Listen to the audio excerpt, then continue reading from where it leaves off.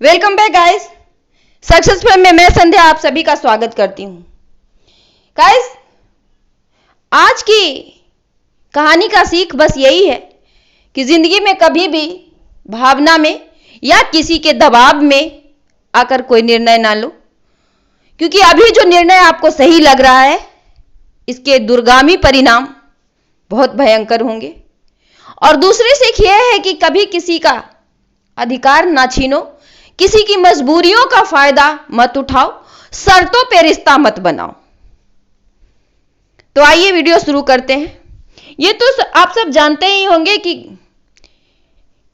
महाराज शांतनु गंगा से शादी किए थे और उन दोनों की इकलौती संतान भीष्म पितामह थे। भीष्म पितामह के पैदा होने के बाद महाराज शांतनु ने जो गंगा को वचन दिया था वो तोड़ दिए थे, जिससे गंगा नाराज होकर अपने पुत्र को लेकर अपनी दुनिया में वापस लौट गई थी, ये कहते हुए कि इसे योग्य बनाकर मैं आपको वापस कर दूंगी, पर मैं कभी नहीं लौटूंगी क्योंकि आपने वचन तोड़ दिया है।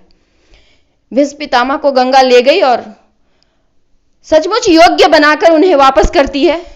भीष्म पितामह नैतिक दृष्टि से अस्त्र शस्त्र की विद्या में भी पारंगत थे। इस पृथ्वी पर उनका मुकाबला करने वाला दूसरा कोई नहीं था। ऐसे पुत्र पाकर महाराज शांतनु बहुत खुश तो हुए, लेकिन इस बात का तकलीफ उन्हें हमेशा रहता था कि गंगा उन्हें हमेशा के लिए छोड़कर चली गई है। एक दिन महाराज शांतनु आखेट पर यानी शिकार करने गए। वहां एक कन्या को देखते हैं। केवट की पुत्री थी, वो नाव चला रही थी, बहुत सुंदर थी। उसे देखकर वो उनके दिल में फिर से प्रेम जाग उठता और वो उससे शादी करना चाहते हैं।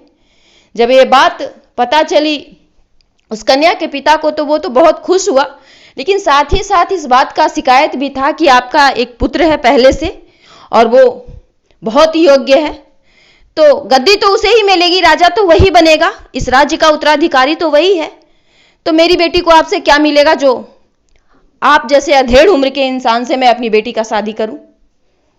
महारानी का सुख सिर्फ, मगर उसके बच्चों को साथ तो अन्याय ही होगा ना।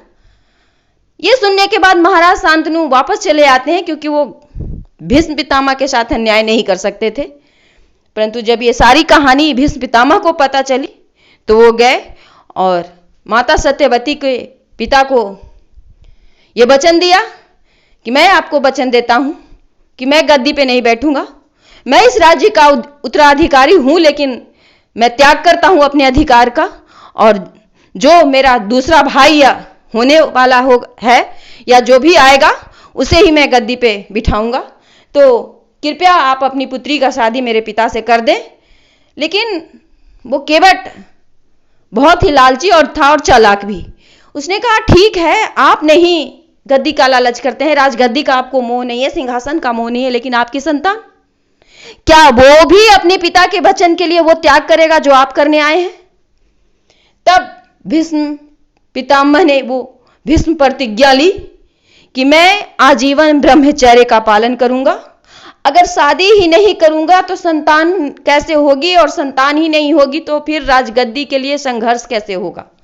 यानी कि आप बिल्कुल फिक्र ना करें, आपकी पुत्री की ही संतान इस हस्तिनापुर के राज सिंहासन का वारिस है, इसीलिए अब आप संकोच ना करें।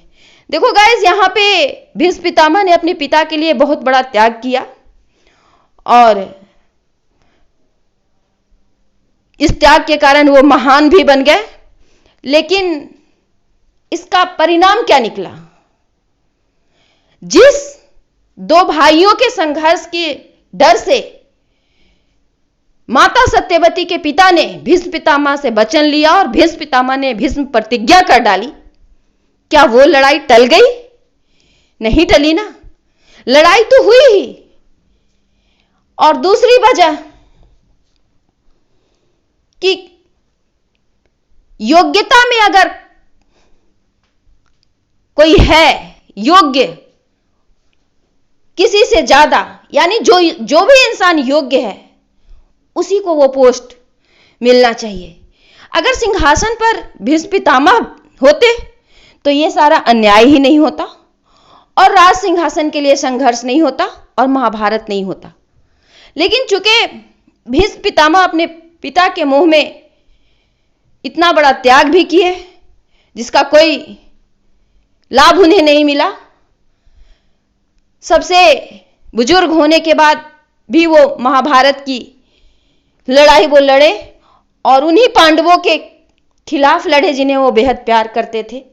तो इतना बड़ा त्याग का उन्हें क्या परिणाम मिला? उनके अधिकार को माता सत्यवती के पिता ने छीना था।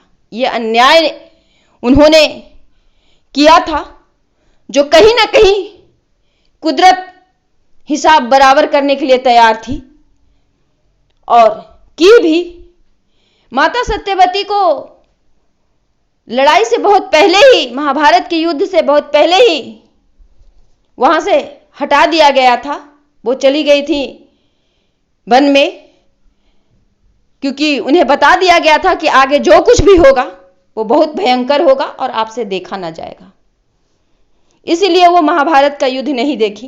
अगर वो अपनी आंखों से देखती तो क्या ये सब चीज वो बर्दाश्त कर पाती कि जिस राज सिंहासन के लिए भीष्म पितामह ने अपनी पूरी जिंदगी की खुशियां, अपने अधिकार, सब कुछ त्याग कर दिया।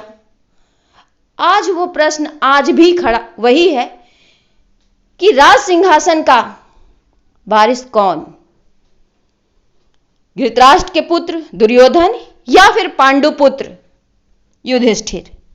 योग्यता में युधिष्ठिर आज भी प्रतीक्षा कर रहे हैं।